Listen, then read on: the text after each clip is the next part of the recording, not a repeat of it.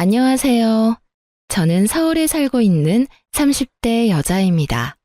사연을 듣다 보니 저의 경악스러웠던 시집살이가 떠올라 사연을 보내봅니다. 사연을 적는 지금도 그때가 떠올라 치가 다 떨리는데요. 저의 경악스럽고 치 떨리는 시어머님 이야기 한번 들어보실래요? 저와 남편은 소개팅으로 처음 만났어요. 저흰 첫눈에 사랑에 빠졌고 2년을 뜨겁게 연애하다 결혼까지 하게 되었죠. 결혼 과정도 평탄했어요. 양쪽 집안 다 여유가 있는 편이라 집 마련부터 혼수까지 막힘없이 진행되었죠. 한마디로 줄 거 주고 받을 거 잘 받은 양쪽 집안 다 만족할 만한 결혼이었어요. 그렇게 행복한 결혼 생활은 시작되었고 결혼한 지 3개월이 넘어가던 어느 날 직장 생활을 하던 저에게 남편이 말하더군요. 여보, 내 생각엔 당신 일 그만두고 좀 쉬는 게 좋을 것 같아. 응? 갑자기 왜? 갑자기가 아니고 계속 생각했어.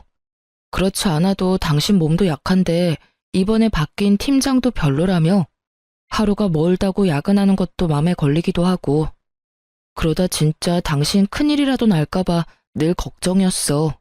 그러니까 잘 생각해봐. 내 생각엔 집에서 좀 쉬면서 몸도 마음도 좀 추스르는 게 좋을 것 같아. 그래도 두 사람이 벌다가 혼자 벌면 힘들 텐데. 그런 걱정은 하지 말고. 난 당신도 알다시피 튼튼한 거 빼면 시체야. 정 안 되면 내가 투잡 쓰리잡이라도 뛸 테니까 당신은 당신 몸이나 걱정해. 생각해 볼게. 그냥 해본 말이겠지 했는데 아니더군요. 그 뒤로도 남편은 계속해서 저에게 쉬었으면 좋겠다며 권했고, 전 결국 남편의 뜻을 따르기로 했어요. 사실 제가 워낙 체력이 약해 최근 들어 기력이 많이 떨어지는 느낌을 강하게 느끼고 있기도 했기에 아쉽거나 그렇진 않았던 것 같아요. 하여튼 전 남편 덕분에 주부의 인생을 맞이하게 되었고, 주부란 직업은 생각보다 저의 적성에 잘 맞더라고요. 그렇게 전 제 2의 인생을 나름 잘 즐기며 시간을 보내고 있었어요. 남편과 사이도 좋았고 시댁과도 괜찮았어요. 아니, 아주 좋았어요. 아버님은 오랜 지병으로 제가 시집을 오기 전부터 요양원에 계셔 저와 마주할 일이 거의 없었고, 어머님은 연애할 때부터 워낙 자주 왕래하며 잘 지냈던 터라 사이가 좋은 편이었어요. 결혼을 하고 난 후에는 시집살이는커녕 매번 설거지를 두고 어머님과 제가 서로 하겠다고 다툼이 날 정도로 사이가 돈독했으니까요. 어머님, 제가 할게요. 저녁도 어머님이 다 준비해 주셨는데 설거지 정도는 제가 하게 해주세요. 아니야. 이왕 손에 물 묻힌 김에 내가 하면 돼. 아가, 넌 가서 좀 쉬어. 아니에요. 전 이때까지 푹 쉬다가 온걸요. 어머님이 좀 쉬세요. 자꾸 이러면 나 화낼 거야. 화내셔도 제가 할 거니까 얼른 나오세요. 이런 식으로요. 상황이 이러하니 매번 시댁에 다녀올 때면 정말 결혼 하나는 잘했다는 생각이 들 정도로 행복했는데 그 행복도 오래가지 않았어요. 시댁은 집 내부에 계단이 있는 2층 주택이었는데 생각해보면 이 2층에서 사건이 시작되고 이 2층에서 사건이 끝이 났네요. 그날의 시작도 2층 계단이었어요. 어머님께서 2층에서 내려오시다 다치셨다는 연락을 받았고 저흰 혼자 계신 어머님이 걱정돼 짐을 간단하게 싸 시댁으로 향했어요. 전화상으론 오른쪽 발과 왼쪽 팔을 다치셨다고 들었던 터라 혼자 계시게 할 순 없는 노릇이었죠. 그리고 워낙 다정하게 대해주셨으니 다 나으실 때까지 함께 지내는 것도 괜찮겠다 싶었어요. 시댁에 도착하니 어머님은 다친 팔과 발에 깁스하고 계셨고 저흰 정말 오기 잘했다며 다 나으실 때까진 시댁에 있기로 했어요. 하지만 전 자진해서 시집으로 기어들어온 것을 하루 만에 후회하게 되었습니다. 그 이유는 바로 어머님의 두 얼굴 때문이었어요. 남편이 출근을 하자 소파에 앉은 어머님은 표정, 말투, 하물며 행동까지 전혀 다른 사람이 되더군요. 야, 가서 물 좀 떠와라. 아니다. 냉장고 안에 오렌지 있으니까 좀 갈아서 가지고 와. 하나 먼저 먹어보고 달콤한 것으로 갈아와. 맛없다 싶으면 너 다 먹고. 알겠어? 네? 아, 네, 어머님. 처음엔 너무 당황스러워 상황 파악도 제대로 되지 않은 채 어머님의 말씀에 따랐어요. 그저 어머님이 섭섭한 것이 있으시나? 하고 생각했던 것 같기도 해요. 갑자기 행동이 확 바뀌시니 다른 생각은 들지 않았죠. 그런데 말씀이 점점 거칠어지신다 싶더니 이윽고 폭언들이 흘러나올 때쯤 전 그냥 제가 미움받고 있음을 알게 되었어요. 너 아까 청소기 들고 설치더니 제대로 한 거 맞니? 여기저기 다 머리카락이잖아. 어휴, 넌 어떻게 제대로 할 줄 아는 게 없니? 왔다 갔다 하면서 기계만 밀면 되는 것도 제대로 못하면서 우리 아들하고 결혼할 생각은 했는지. 아니, 애초에 시집갈 생각을 했단 자체가 난 놀랍구나. 양심이 없는 건지 뻔뻔한 건지. 죄송해요. 다시 할게요. 됐다. 하루 종일 청소만 할 거야? 내일 다시 대청소 싹 하고 지금은 저녁 준비나 하거라. 너 하는 꼴 보니 지금부터 시작해도 저녁까지 다 만들 수나 있을지도 의문이다. 아, 하기 전에 냉장고에 묵은 반찬은 싹 버리고 정리하고 새로운 반찬 한 5가지 정도만 해. 재료는 다 있으니까 보고 알아서 하면 된다. 지금 생각하면 정말 답답한데 그땐 너무 당황스러워 뭐라 대꾸할 말도 생각이 나지 않았어요.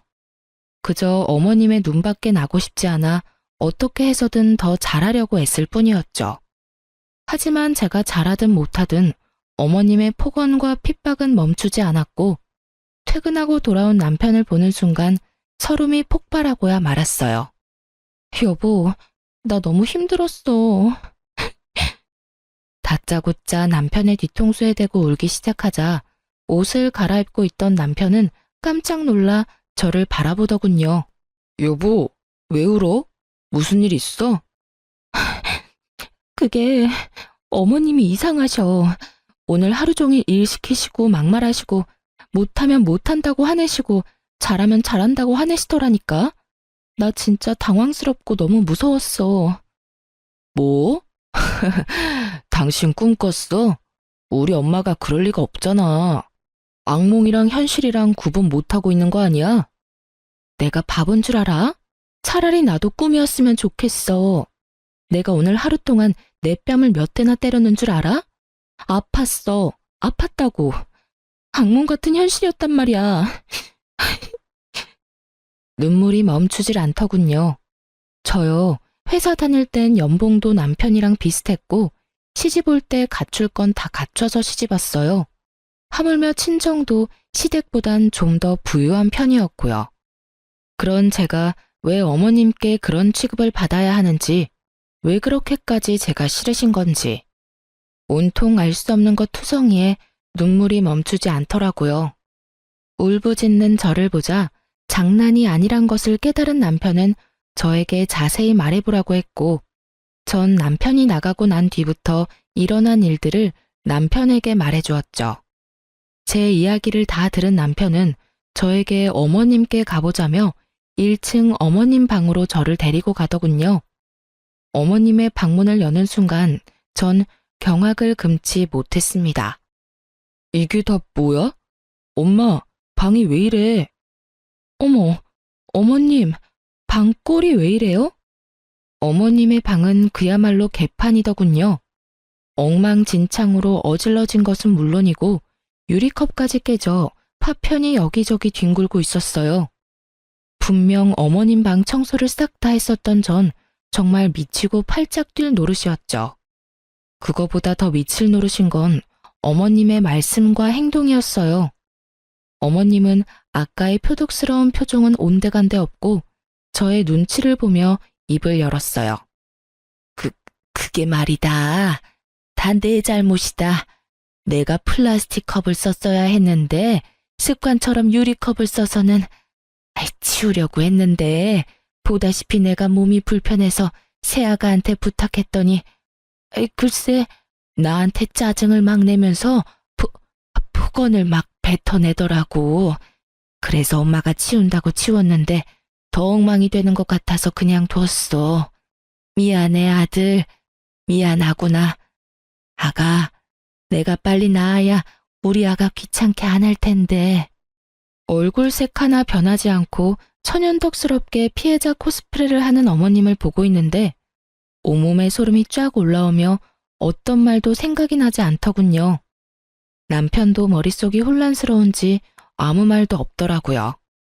남편 입장에선 저도 어머님도 둘 다 거짓말할 사람들이 아닌데 서로의 말이 달라도 너무 다르니 혼란스러울 수밖에요. 이쯤 하면 남편이 자신의 편을 들며 저를 혼낼 줄 알았던 어머님은 생각보다 더 신중한 아들의 모습에 이대로는 안 되겠다 싶으셨는지 곡소리를 내며 대성통곡을 하기 시작하더군요. 손으로 바닥까지 내리치시면서요. 아이고, 아이고, 늙으면 죽어야지. 이대로 살아서 뭐해. 발도 불편하고 팔도 불편해서 방도 제대로 못 치우고 가시집 온 며느리 눈치나 보며 살아야 한다니. 아이고, 아이고. 어머님의 곡소리에 남편은 어머님을 달래며 저를 꾸중하는 척을 했어요. 입은 저를 나무라고 있었지만 눈은 윙크를 날리더군요. 그러면서 나가보라며 손짓을 하길래 전 주저하지 않고 어머님의 방에서 나와 2층 저희 방으로 올라왔어요. 방으로 돌아와 침대에 앉아 생각하고 또 생각했어요. 아무리 생각해도 전 어머님이 저렇게 하실 만큼 잘못한 것이 없더라고요. 생각하고 또 생각하던 그때 남편이 방으로 돌아오더군요. 어머님은? 어머님은 뭘 하셔? 그냥 당신이 한 말이랑 별반 다르지 않아. 가해자 피해자가 바뀌긴 했지만. 당신 설마 내가 진짜 그랬을 거라 생각하는 건 아니지? 나 진짜 아니야. 내가 왜 어머님께 그러겠어. 정말 진짜 어머님이 나한테 그렇게 행동하셨다니까? 그게 어머님은 또 당신이 그랬다고 하니까. 아휴, 당신을 못 믿는 것도 아닌데 사실 내 입장에선 지금 누구 말을 믿어야 할지 모르겠어. 당신도 그럴 사람이 아니라는 걸 누구보다 내가 잘 알고 엄마 역시 내가 잘 아니까. 전 미쳐버리게 억울했지만 남편의 입장이 이해되지 않는 것도 아니었기에 더는 긴 말하지 않고 짧고 굵게 사실만 말했어요. 그래, 당신 마음 이해해. 그래도 난 절대 그렇게 행동하지 않았어. 저의 단호한 말투에 남편 역시 제 어깨를 토닥여 주더라고요. 하지만 저를 온전히 믿는다는 느낌은 들지 않았어요. 이해해줘서 고마워 여보. 하여튼 내가 엄마한텐 혹시나 당신한테 섭섭한 것이 있더라도 말은 너무 심하게 하지 말라고 부탁드렸어. 그러니까 당신도 마음 좀 풀어. 남편은 남편 입장에서 최선을 다했다는 것이 느껴졌어요. 그러면서 내심 기대도 했어요. 다른 사람도 아니고 본인 아들이 부탁까지 드렸는데 조금은 나아지시겠지 하고요.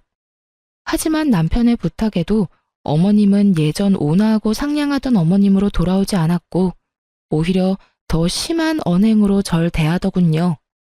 네가 내 아들한테 다 이르면 내 아들이 네 말을 믿어줄 거라 생각했니? 꿈도 야무지구나. 장학금까지 받으면서 대학교 다녔다고 하던데 다 거짓말 아닌지 몰라. 저렇게 생각이 모자라서야 장학금은 어떻게 받은 건지. 애초에 힘들게 일하고 남편한테 집안일 일러 바치는 게 제대로 가정교육 받은 사람의 행동인지도 잘 모르겠구나.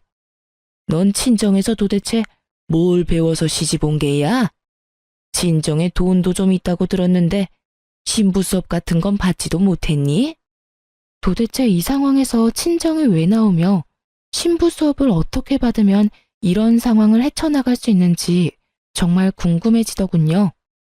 제가 너무 어이가 없어 헛웃음을 뱉으며 가만히 서 있자 어머님은 그 모습조차 보기 싫으셨는지 호통을 치셨어요. 너 지금 웃니? 내 말이 우스워? 아유, 됐다 됐어. 내가 너랑 무슨 말을 하겠어? 꼴도 보기 싫으니 가서 빨래나 하거라. 쓸데없이 세탁기 돌리지 말고 손빨래 해. 알겠어? 이렇게 말씀하시며 가라는 손짓을 하는데 이대로는 도저히 안 되겠다는 생각이 들더군요. 그래서 전 어머님과 이야기를 나눠보기로 했어요. 저 어머님, 저랑 이야기 좀 해요. 뭐? 할 말이 있니? 그게 제가 어머님께 혹시 뭘 잘못한 걸까요? 제가 저도 모르는 사이 섭섭하게 해드린 것이 있다면 말씀해 주세요. 아니면 뭐가 마음에 안 드시는 걸까요? 그게 뭐든 말씀해 주세요. 제가 다 고치도록 노력해 볼게요. 그렇게 노력할 필요 없다. 네가 노력한다고 해도 어차피 되지 않을 테니까. 아니에요, 어머님. 저 진짜 다 바꿀 수 있어요. 그러니 제발 말씀해 주세요. 저 진짜 어머님이랑 이렇게 지내는 거 너무 힘들어요. 난 네가 그냥 싫단다. 처음부터 그냥 보고 있는 것 자체가 너무너무 싫었다. 내 마음이 이런데 네가 어떻게 뭘 고치겠다고 그러는지. 네가 백날 노력해봐라. 내가 널 좋아할 일이 생기는가. 아, 임신이라도 하면 내가 바뀌겠지. 이런 생각은 하지도 마라. 난 그까짓 이유로 널 봐줄 생각 전혀 없으니까. 아휴, 경문이가 좋다고 해서 결혼시키긴 했는데 가까이 두고 보니 어찌 더 싫어지는 것인지. 에휴, 하여튼 노력 같은 거 하지 말고 시키는 일이나 잘하거라. 그리고 또 한 번 경문이한테 미주알 고주알 일러 바치는 날엔 이혼시켜버릴 테니까. 알겠니? 이혼이라니 말씀이 너무 심하시잖아요. 제가 그렇게 싫으시면 애초에 결혼을 안 시키셨으면 되셨잖아요. 내가 결혼 반대했으면 우리 아들이 날 얼마나 미워했겠어? 난 우리 아들한테 미움받기 싫다. 그러게 애초에 네가 우리 아들이랑 결혼 안 했으면 서로서로 얼마나 좋았어? 이렇게 말씀하시며 깁스하신 왼손으로 컵을 들고 차를 드시는 모습을 보는데 정말 눈이 튀어나올 뻔했어요.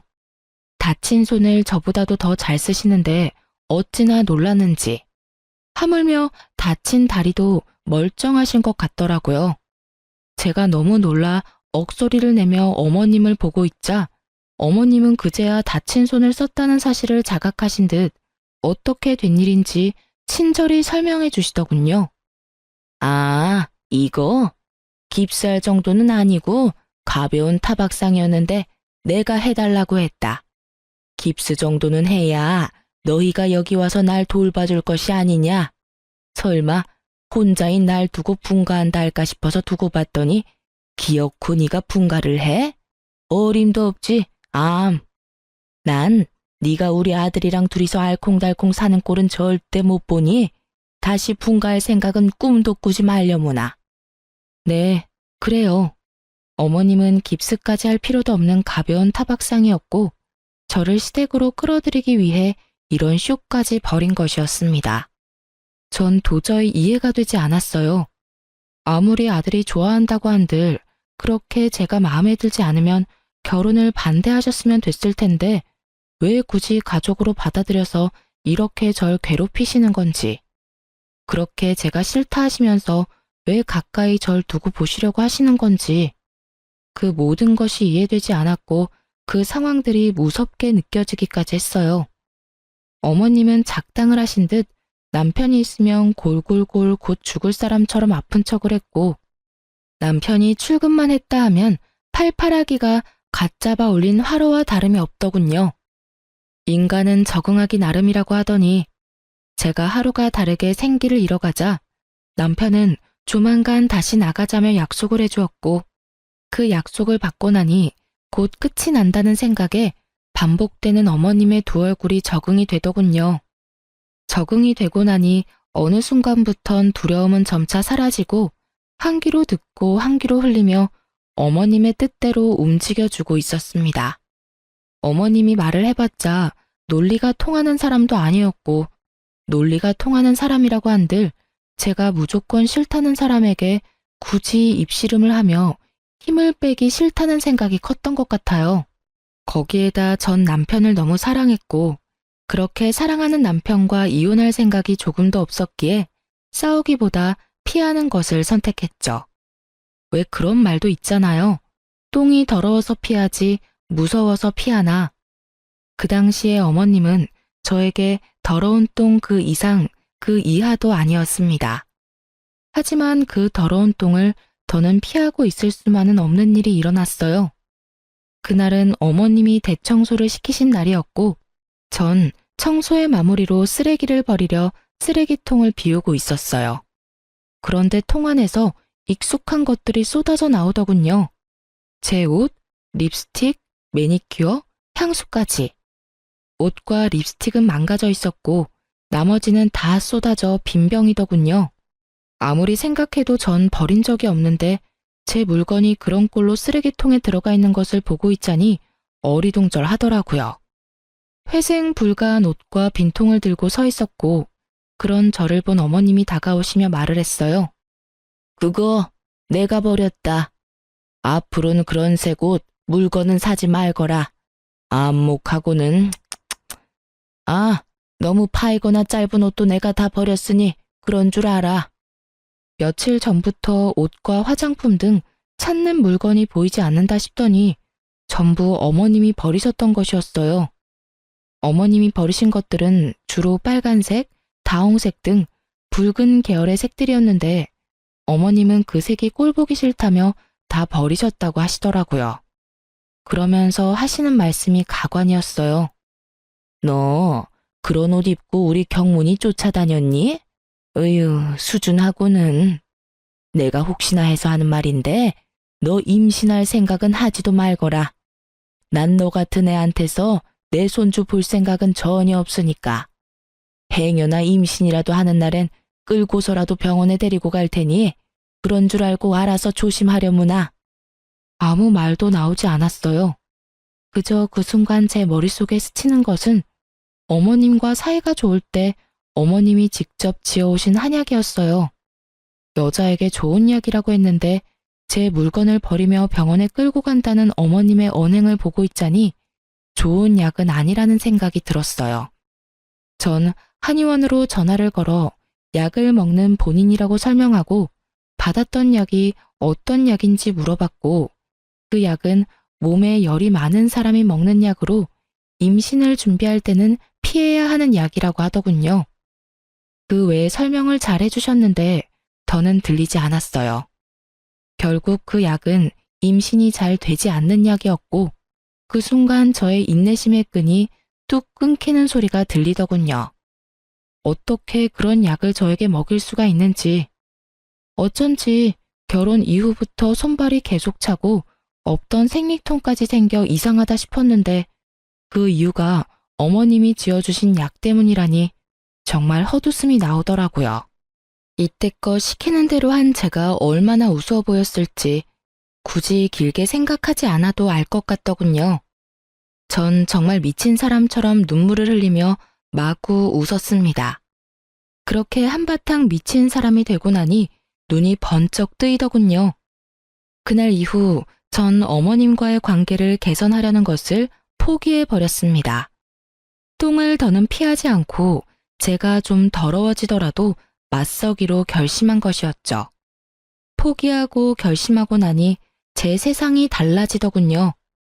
어머님이 뭐라고 하든 다 무시했고 식사 때가 되어 밥 타령을 하면 솥에 밥상을 차려드렸어요.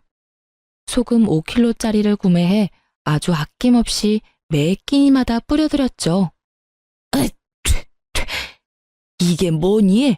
다른 건 둘째치고 밥까지 짠 게 말이 돼? 너 혹시 일부러 이랬니?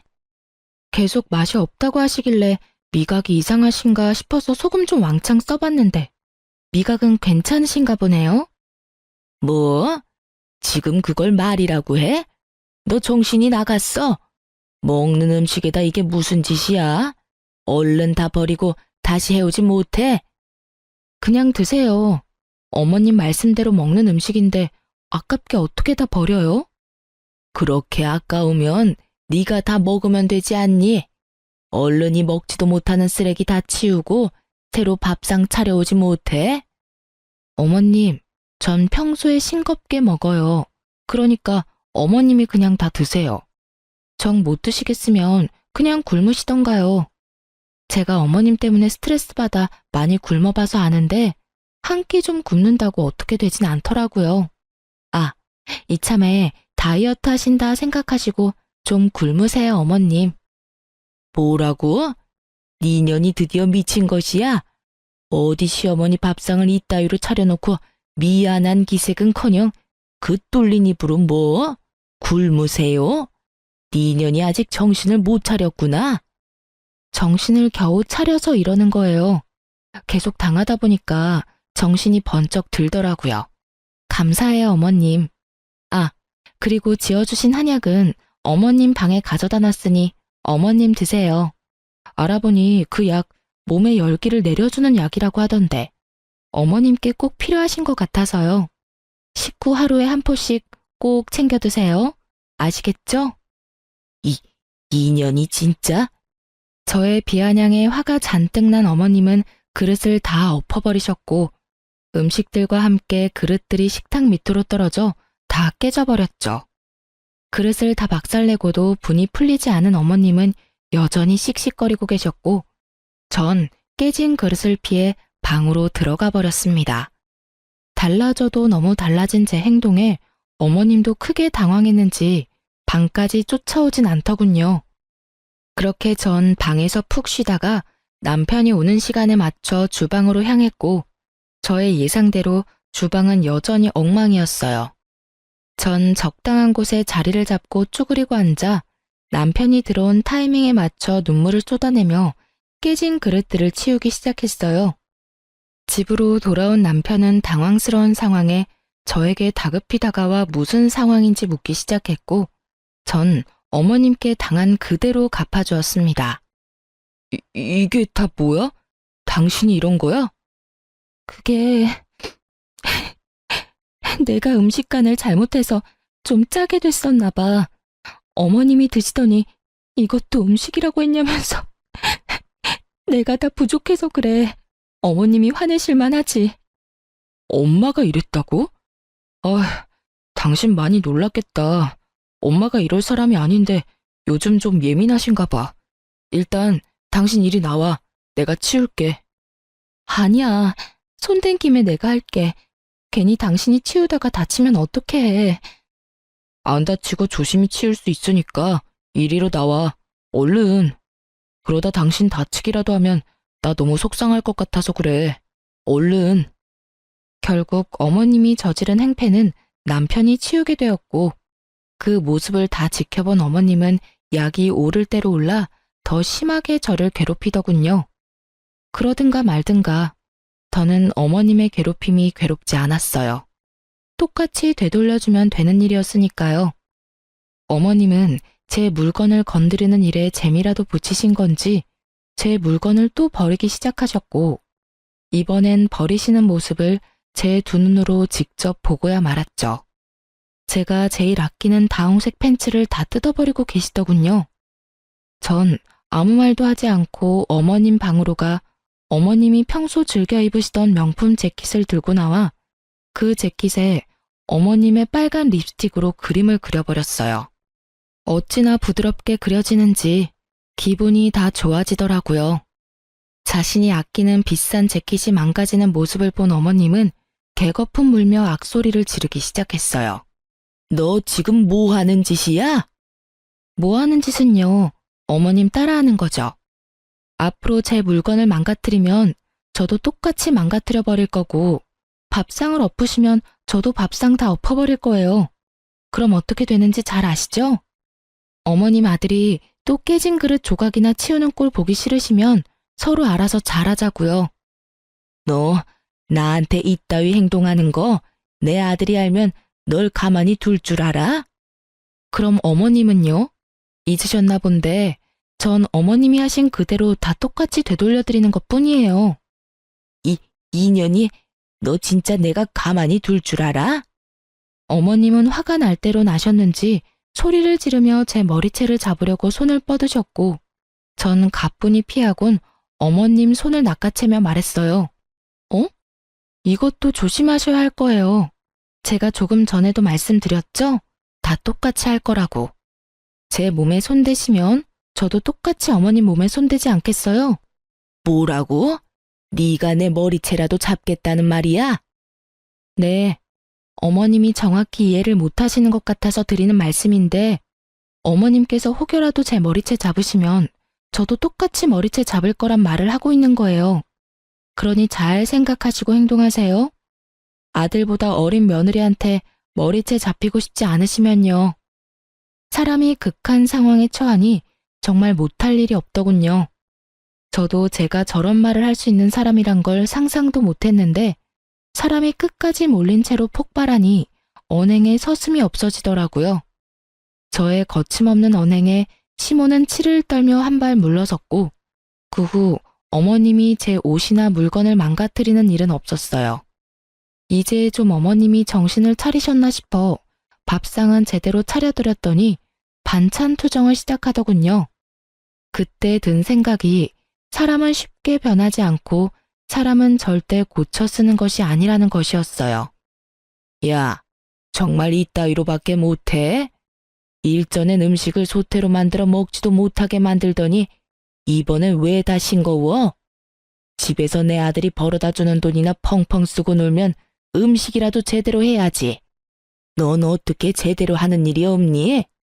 다 싱거우세요? 단 하나도 입맛에 맞는 게 없으신 거죠? 그래, 단 하나도 먹을 만한 것이 없다. 요리하면서 간도 안 봤니?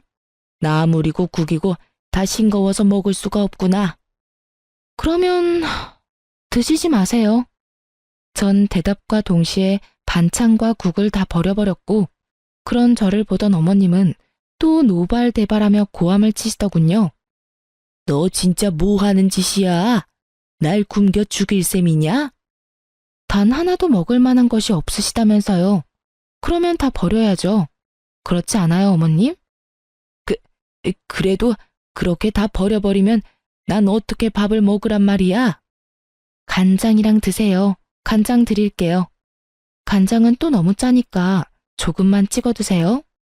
짭짤하니 밥은 잘 넘어가겠네요. 전 어머님께 간장을 내어드렸고 어머님은 할 말을 잃으셨는지 간장이 담긴 종지만 넋놓고 보고 계시더군요. 그 표정이 아직 잊히지 않네요. 지금도 그 표정만 떠올리면 너무 통쾌하다니깐요. 하여튼 어머님은 이대로 안 되겠다 싶으셨는지 퇴근하고 돌아온 남편을 붙잡고 위주할 고주할 이르시더군요. 아들, 나 좀 살려다오. 저게 내 물건도 자기 마음대로 막 버리더니 밥도 제대로 안 주는구나. 이 엄마 굶어 죽게 생겼어. 글쎄 오늘은 반찬이 좀 싱거운 거 아니냐고 물었더니 소리를 꽥 지르면서 다 버리군. 간장 한 그릇 주면서 그거랑 밥을 먹으라고 하지 뭐니? 어머님의 하소연을 들은 남편이 저에게 이게 전부 사실이냐는 눈빛을 보내더군요. 그 눈빛을 읽은 저는 그야말로 연기대상급 연기를 펼치기 시작했어요. 어머님, 정말 저한테 왜 이러세요? 저번에 기껏 식사 차려드렸더니 너무 짜다고 밥상을 엎으시길래 이번엔 좀 싱겁게 했더니 이것도 먹으라고 해온 거냐면서 다 버리셨잖아요. 그리고 간장이나 내오라고 하셔서 제가 간장을 드린 거고요. 제가 그렇게 미우시면 차라리 밉다고 말씀을 해주세요. 매번 이렇게 앞뒤 다르게 행동하시지 마시고요. 저도 너무 힘들어요, 어머님. 저의 눈물 연기에 어머님은 더 큰 눈물을 흘리며 맞대응하셨고 남편은 눈물바다가 된 현장에서 곤란한 듯 미간을 부여잡고 한숨을 쉬더군요. 저와 어머님 사이에서 등 터지는 남편이 불쌍하긴 했지만 어쩔 수 없었어요. 남편은 어머님과 저 사이에서 누구의 말도 온전히 믿지 못하고 있었고 그 입장을 이해하기에 남편을 설득하는 방법 말곤 제 살 길은 이것뿐이었으니까요. 그렇게 저와 어머님의 살떨리는 전쟁이 계속되던 어느 주말이었어요. 남편과 방에서 시간을 보내던 저는 남편에게 간식이라도 챙겨줄 요량으로 방에서 나왔고 2층의 계단 끝에 계신 어머님과 눈이 마주쳤어요. 어머님은 방에서 나오는 저를 보며 씩 웃으셨고 전 2층엔 무슨 일이지? 하는 생각도 잠시 들었지만 그 일이 무엇이든 간에 저와는 상관이 없는 일이니 어머님을 지나치려 할 때 일이 일어났어요. 갑자기 어머님은 소리를 지르더니 계단에서 미끄러져 구르는 것이 아니겠어요? 아가야, 밀지 마. 살려줘. 전 정말 너무 당황스러웠습니다. 손 하나 까딱하지 않았는데 저리 말하고 계단을 구르시니 저조차도 혹시 나도 모르는 사이 밀쳤나 하는 생각이 들었으니깐요. 남편은 어머님의 소리에 뛰쳐나와 계단 아래 쓰러진 어머님을 모시고 바로 병원으로 향했고 저는 함께 병원으로 향하며 불안해지기 시작했어요. 오해하기 딱 좋은 상황이었으니까요. 제 머릿속엔 어머님의 걱정 따윈 없었고 진작 카메라 설치를 해야 했다는 깊은 후회를 하며 몰려오는 불안감에 발만 동동 구르던 그때였어요.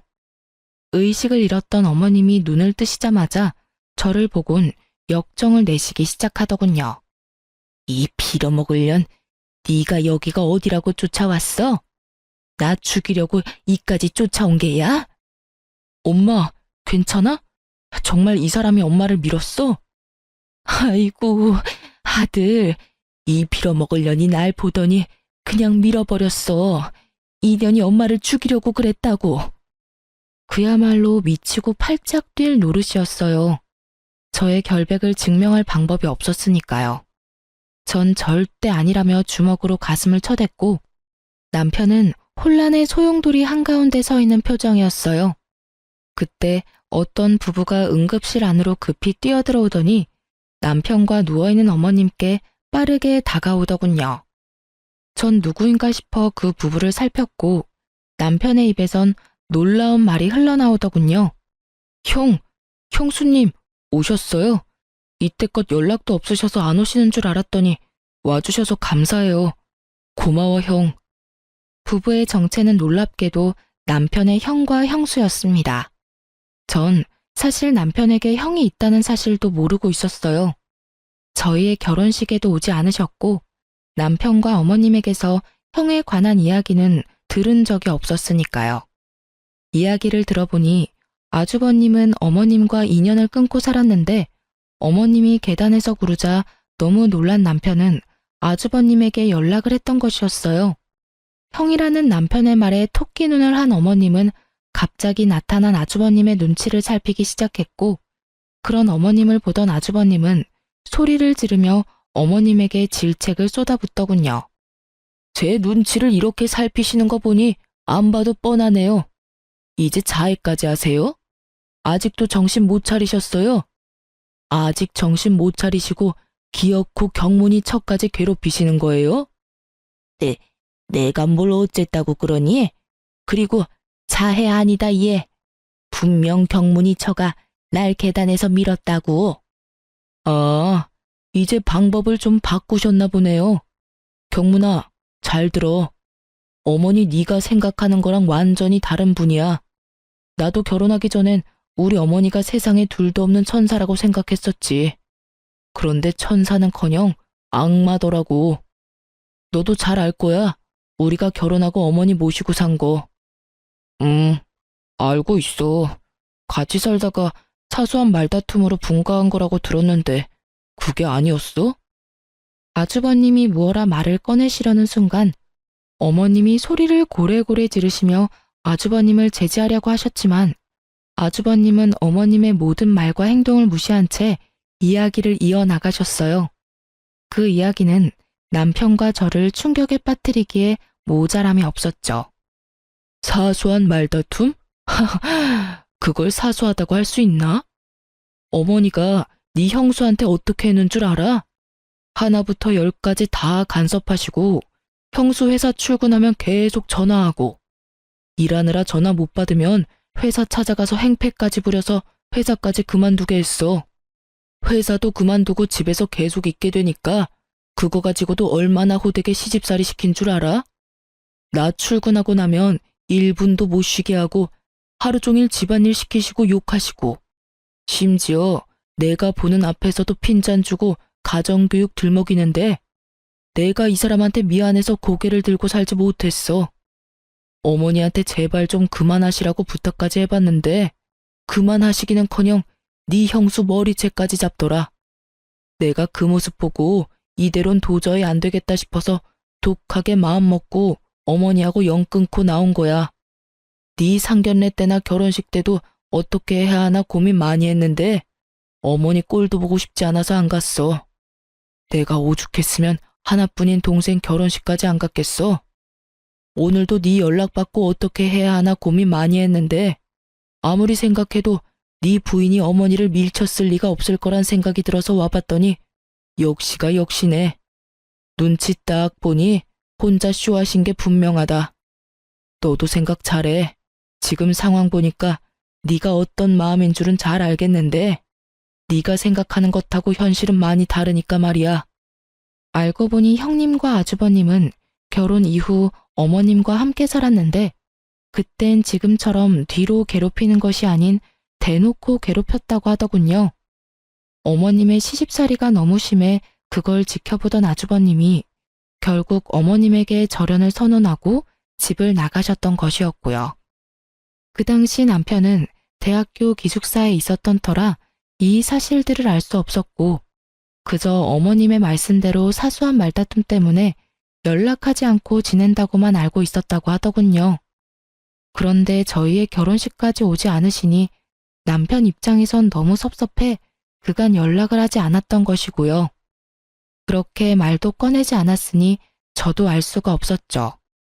한번 자신의 시집살이로 아들을 잃은 경험을 했던 어머님은 방법을 바꿔 저를 괴롭혀왔던 것이었습니다. 남편은 믿을 수 없는지 형님께 물었어요. 형수님, 형 말이 전부 사실이에요? 네, 서방님. 믿기지 않겠지만 전부 사실이에요. 저 3개월 어머님이랑 같이 살았는데 그 3개월 때문에 지금까지 정신과 약 먹고 있어요. 수면제 없이는 잠도 못 자고요. 얼마나 시집살이가 심했는지 아시겠죠? 오죽했으면 그 효자였던 형이 어머님과 절연까지 했겠어요. 모르긴 몰라도 어머님이 동서한테도 심하게 대하셨을 거예요. 한 번 아들을 잃어봤으니 대놓고 괴롭히진 않고 뒤에서 사람 피말리게 괴롭혔을 거라고요. 오늘도 동서가 계단에서 밀어서 다치셨다고요?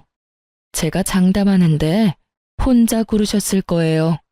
그러고도 남을 분이 어머님이시니까요. 정말 그랬단 말이죠. 믿기 힘드시다는 거 잘 알아요. 왜 그렇지 않겠어요? 그런데요, 서방님. 세 사람이 똑같은 말을 할 때는 그 이유가 있지 않을까요? 저랑 형 말을 믿지 못하시겠다면 서방님 아내 말이라도 믿어주세요. 다 진실이니까요. 형님의 증언까지 들은 남편은 마지막으로 절 바라보더군요. 그래서 전 모든 사실을 남편에게 말해주었습니다. 형님 말씀이 맞아. 난 진짜 어머님께 손도 대지 않았어. 어머님이 나랑 눈 마주치니까 웃으시더니 그대로 굴러 떨어지셨어. 그러게 내가 다 말했잖아. 당신 없으면 나한테 모질게 대하신다고. 나한테 임신할 생각은 하지도 말라면서 혹시나 임신이라도 하는 날엔 병원에 끌고 가신다고 하시더라. 그뿐인 줄 알아? 나한테 지어주신 한약도 알고 보니까 몸에 열 많은 사람이 먹는 약으로 임신 준비 중인 사람들은 절대 먹으면 안 되는 약이라고 했어. 난 그것도 모르고 얼마나 열심히 먹었는데. 물론 나도 어머님께 모질게 굴긴 했어. 그런데 그건 어머님이 그렇게 행동하시니까 나도 살려고 그랬어. 그렇게 하지 않으면 내가 죽을 것만 같아서.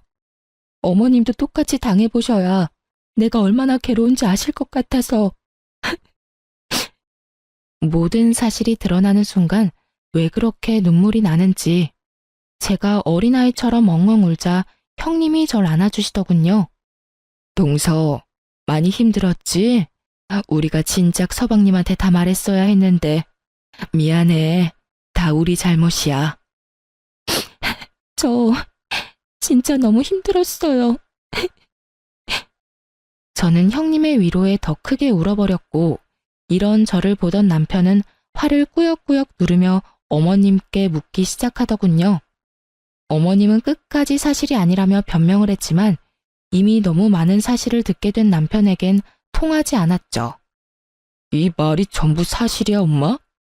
아니야, 아니라고. 경문이 네가 더 잘 알지 않니? 엄마가 희경이한테 얼마나 잘해줬니? 저 손에 물 묻히기도 아까워서 매번 엄마가 뒷정리도 다 하는 거 네 눈으로 다 봤잖아. 정말 아니야. 믿어줘, 아들. 거짓말. 난 정말 엄마를 믿었어. 희경이가 정말 힘들다고 하면서 우는데도 엄마를 믿었다고. 그런데 엄마가 어떻게 그럴 수가 있어? 정말 아니야, 아들. 엄마 좀 믿어줘. 엄마는 정말 그럴 사람이 아니야. 그럼 형이랑 형수, 그리고 희경이까지 다 거짓말을 하고 있다는 말이야? 그래, 다 거짓말을 하는 거야. 진짜야. 아들, 경문아, 엄마 말 좀 믿어줘. 응? 응? 울지도 마. 우는 것도 진짜 소름 끼치니까. 엄마가 어떻게 그럴 수가 있어? 내가 엄마를 얼마나 믿었는데. 나도 당장 분가할 테니까 그런 줄 알아. 형처럼 영까지 끊을 생각은 아니지만 자주 보고 살진 못할 거야. 남편은 씩씩대며 이렇게 말했고, 그런 남편의 말을 듣던 어머님은 그대로 정신을 잃으셨어요. 그 후 깨어나신 어머님은 충격이 크셨는지 치매 증상이 나타나더군요. 남편을 보며 여보라고 했다가 아주버님의 이름을 부르실 때도 있었고요. 하지만 그 정신없는 와중에도 저만 보면 제 머리채를 잡으려고 애쓰시더군요. 이 미친년, 니년 때문에 내 아들이 나한테 소름이 끼친다고 했어. 다 니년 때문이야. 다 니년 때문이라고. 엄마, 정말 왜 이래? 희경이가 무슨 잘못을 했다고 이래? 여보, 저 년이 글쎄 우리 아들이랑 내 사이를 다 갈라놨어요. 첫째 며느리도 내 아들을 뺏어가더니 저 년마저 내 아들을 뺏어갔다고요. 너 이년 이리로 못 와? 내가 너 가만히 안 둘 거야. 이런 어머님의 본 모습을 눈앞에서 보게 된 남편은 저를 어머님에게서 완전 격리를 시켜주었고, 전 그 후론 어머님을 볼 수 없었어요. 그 후 남편은 어머님의 거처를 고민하는가 싶더니 아버님이 계시는 요양원에 어머님을 함께 모시더군요. 어머님을 요양원에 모셔다 드리고 집으로 돌아온 남편은 저를 꼭 안아주며 말했어요. 여보, 미안해. 내가 진작 당신 말을 믿었어야 했는데 내 입장에선 두 사람 다 하는 말이 너무 틀리니까 한 사람 말만 믿는 게 어렵더라고. 정말 미안해. 당신 입장이 어떤지는 나도 잘 알고 있었고 이해도 했어. 다만 내가 너무 힘들고 괴로우니까 당신도 미워지는 순간이 있긴 했어. 미워지는 순간만 있었다니 당신한테 참 고맙다. 나 같으면 사랑이고 뭐고 당장 이혼하자고 했을 텐데. 하여튼 다 고맙고 다 너무 미안해 여보. 내가 앞으로 살면서 다 갚을게. 다신 당신 눈에 눈물 나게 하는 일 없도록 할게. 남편은 진심으로 저에게 용서를 구했고 전 그런 남편을 안아주며 용서해 주었어요. 그 이후 남편과 전 잘 지내고 있습니다. 어머님과 아버님은 남편만 가끔 찾아뵙고 있어요. 어머님은 아직까지도 보고 싶지 않은데 아버님과 한 병실에 모시고 있어 어쩔 수 없이 함께 뵙고 오는 것 같았어요.